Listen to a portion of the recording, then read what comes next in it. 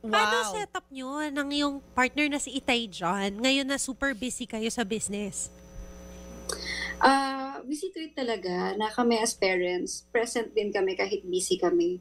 So, siya in the morning, naghahatid sa mga bata, ako nagluluto ng baon nila. So, 'di Wow. ba? Super Yes, hands-on, ah. Hindi, pero wait may lang, baon sila.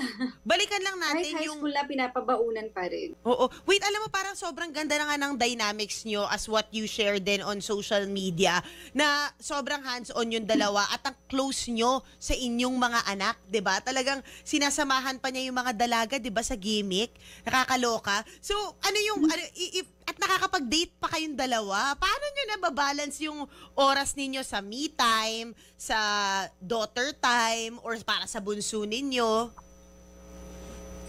Ayun, oo, grabe, grabe 'to si John, eh, kasi busy person talaga siya. Pero yun nga, minsan masakit na din yung ulo niya 'no, sa sobrang busy niya sa lahat ng bagay. Pero kasi talagang ano, gano'n talaga siya.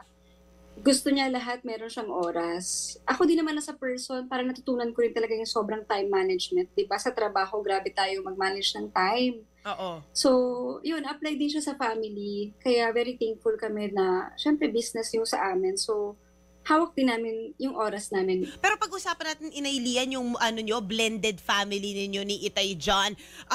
Paano, of course, it looks perfect right now, 'di ba? Pero I'm sure there were adjustments bago kayo naging ganun. Pwede nyo bang i-share para sa mga nakaka-relate na magulang na, of course, 'di ba, you came in with both kids, tapos so now it works so perfectly. Paano kayo nagde-delegate na, oh guys, eto this is your dad, eto na yung pamilya natin ngayon, eto na yung buhay natin ngayon. How did you two do it? Actually, ano, talagang honestly, mahirap talaga siya sa simula. Lalo na kapagka yung bata hindi naman sa'yo yung lumaki. Oh. So, nakaganda sa amin ni John kasi si Sonia and Celine, talagang babies pa sila. I mean, they met John like 1 and 2 sila. Oh, oo, si toddler. Yeah. Oo, Oo. toddler So, talagang din. parang Siya na siya yung talaga yung nakalakihan na nakakisnan. talaga na Oo. nakasama ko. Like, nagsimula yun as, Sir, boss. Kasi nga, boss ko siya sa trabaho before bilang kinuha niya akong endorser dati. Tapos, naging tito. Tapos, sila talaga yung tumawag na lang bigla sa kanya ng daddy. Oo. On the other hand naman, si panganay ni John is si Alexandra. Oo. 7 siya nung naabutan ko.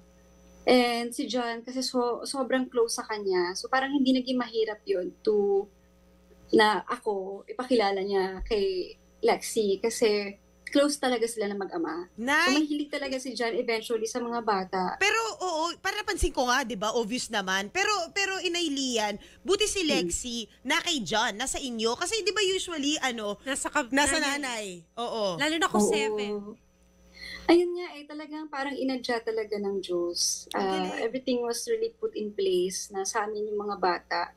Si Lexi kasi, her mom is in the US. Oh, So okay. may family na rin yung mother niya. And may mga kids na rin. So siya bilang, talagang close siya sa dad niya. Nagstay siya dito with John. Nice. Oo, pero hindi niya balak mag-US. Kung sakasakali, papayagan niyo naman siya. O mag-aral Ay, doon. oo naman. Syempre soon. Tsaka, ano naman, hindi naman kami din nalolost ng contact sa mother niya dahil co-parenting sila.